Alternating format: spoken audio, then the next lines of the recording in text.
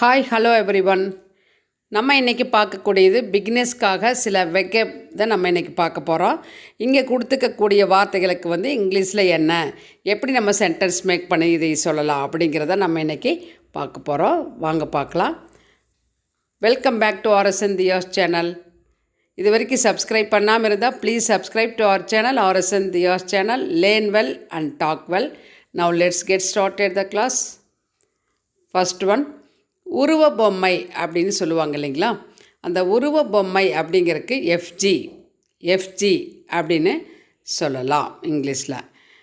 அது எப்படி நம்ம வாக்கியத்தில் அமைக்கலாம் அப்படின்னா, the protesters carry the effigy of political leader அப்படின்னா, இப்போது புரட்சியாளர்கள் இருப்பாங்க இல்லைங்களா, அவங்க பொலிட்டிக்கல் லீடர், அதாவது அரசியல் தலைவருடைய உருவ பொம்மையை எடுத்துகிட்டு போகிறாங்க அப்படின்னு சொல்கிறதுக்கு நம்ம இந்த மாதிரி சொல்லலாம்.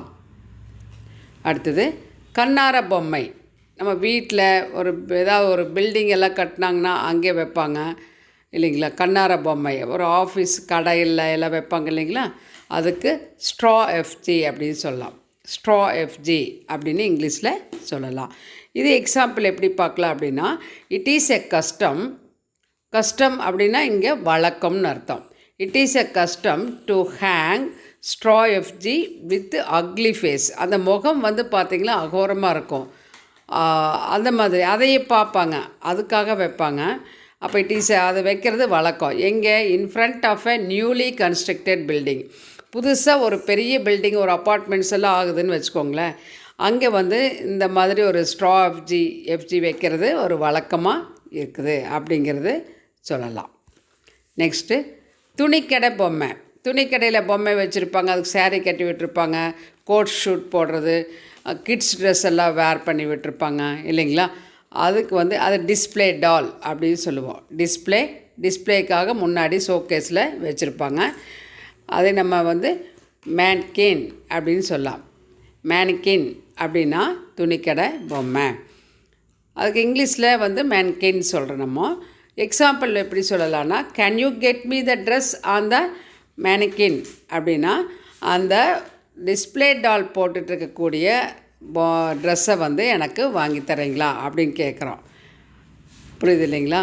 அந்த ஷோகேஸில் அந்த பொம்மைக்கு போட்டிருக்கக்கூடிய ட்ரெஸ்ஸை எனக்கு வாங்கி கொடுக்குறீங்களா அப்படின்னு கேட்கும்போது தான் can you get me the dress on the மேனிக்கின் அப்படின்னு கேட்கலாம். அடுத்தது, சோளக்காட்டு பொம்மை. தோட்டத்துலலாம் பறவைகள் எல்லாம் அந்த தானியங்களை சாப்பிட்ரு அப்படிங்கிறதுக்காக ஒரு பொம்மை வச்சுருப்பாங்க. அது வைக்கோல் எல்லாம் வச்சு ஸ்டஃப் பண்ணி ஒரு ட்ரெஸ் போட்டிருப்பாங்க. சோளக்காட்டு பொம்மை. ஸ்கேர் க்ரோ அப்படின்னு சொல்லலாம் இங்கிலீஷில். அது சென்டென்ஸாக எப்படி சொல்லலாம்னா, let's set up the scarecrow in the field. Let's set up the scarecrow in the field அப்படின்னு. வயலில் நம்ம இந்த சோளக்காட்டு பொம்மையை வைக்கலாம் அப்படின்னு சொல்லும்போது இப்படி சொல்லலாம். அடுத்தது, அச்சு அசலா அப்படின்னு சொல்கிறோம். அதே மாதிரி ஒரு பிரிண்ட்டு எடுத்து எப்படி இருக்குது அந்த மாதிரி, அதுதான் அச்சு அசலா அப்படின்னு. Spitting image. ஒரு டிஃப்ரெண்ட்டே தெரியாது. 2 பொருள் இருக்குன்னா டிஃப்ரெண்ட்டே தெரியாது. 2 பேர் இருக்காங்கன்னா அவங்க 2 பேர்த்து நம்ம யாருன்னே ட்வின்ஸ் எல்லாம் யாருன்னே கண்டுபிடிக்க முடியாது இல்லைங்களா. அச்சு அசலாக இருக்காங்க, ஒரே மாதிரி இருக்கிறாங்க. இப்போ ஒரு அச்சு மோல்டிங் போடுறேன்னா ஒரே மாதிரி தானே இருக்கும் எல்லாமே, ஒவ்வொன்றும் ஒவ்வொரு மாதிரி இருக்காது இல்லைங்களா. அதுக்கு எப்படி சொல்லலாம்? ஸ்பிட்டிங் இமேஜ் அப்படி சொல்லலாம். ஸ்பிட்டிங் இமேஜ், அச்சு அசலா. இதுக்கு example the twins are spitting image of each other. அந்த இரட்டையர்கள் ஒரே மாதிரி இருக்காங்க, அச்சு அசலாக இருக்காங்க அப்படி சொல்கிறதுக்கு சொல்லலாம். அச்சு அசலாக இருக்காங்க அப்படிங்கிறதுக்கு நம்ம the twins are spitting image of each other அப்படின்னு சொல்லலாம். நெக்ஸ்ட் ஒன், நினைவு பரிசு.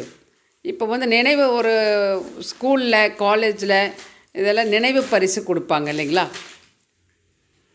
அதுக்கு நம்ம ஸ்வைனீர் அப்படின்னு சொல்லலாம். நினைவு பரிசுக்கு ஸ்வைனீர் அப்படின்னு இங்கிலீஷில் சொல்லலாம். எக்ஸாம்பிள் பார்த்திங்கன்னா, the guest gave souvenir to all.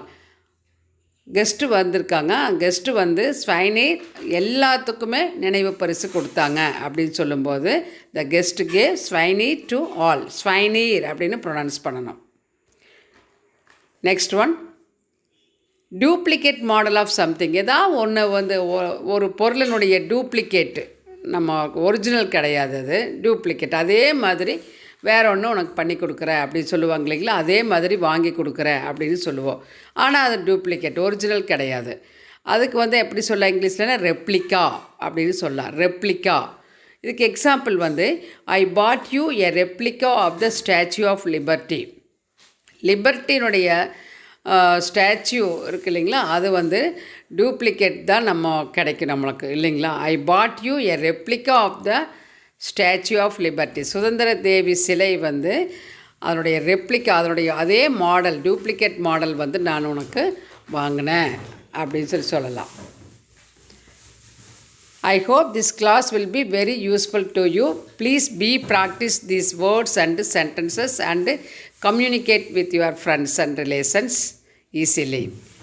If you like this class means, please give your like and share to your friends and relations. Don't forget to subscribe to our channel or Sandhya's channel. Thanks for watching. Let us meet on next class.